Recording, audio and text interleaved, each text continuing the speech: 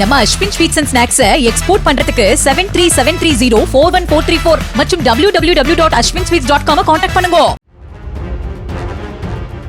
தஞ்சையில் ரூம் போட்டு தங்கி நோட்டமிட்டு திமுக முன்னாள் எம்பி விஜயன் வீட்டில் 87 சவரன் நகைகளை கொள்ளையடித்த ஒரே குடும்பத்தைச் சேர்ந்த தாய், மகன், மகள் உட்பட 4 பேரை போலீசார் கைது செய்தனர்.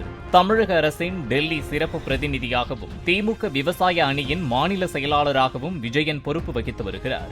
அவரது மனைவி ஜோதிமணி மகளுடன் சித்தமல்லி சென்றுவிட்டு வீடு திரும்பிய போது வீட்டில் பீரோவை உடைத்து நகைகள் கொள்ளையடிக்கப்பட்டு இருப்பது கண்டு அதிர்ச்சியடைந்தார். அதுகுறித்து விஜயனுக்கு தகவல் தெரிவித்ததை அடுத்து அவர் தமிழ் பல்கலைக்கழக காவல் நிலையத்தில் புகார் அளித்தார். அதன் பேரில் 6 தனிப்படைகள் அமைத்து முன்னாள் எம்பியின் வீடு அமைந்துள்ள பகுதியில் கண்காணிப்பு கேமராக்கள் உதவியோடு சிசிடிவி காட்சிகளையும் ஆய்வு செய்தனர். இதில் இந்த கொள்ளை சம்பவத்தில் ஈடுபட்டது தர்மபுரியைச் சேர்ந்த ஒரே குடும்பத்தைச் சேர்ந்த அம்மா, மகன்கள், மகள் என்பதும் போலீசார் விசாரணையில் தெரியவந்தது.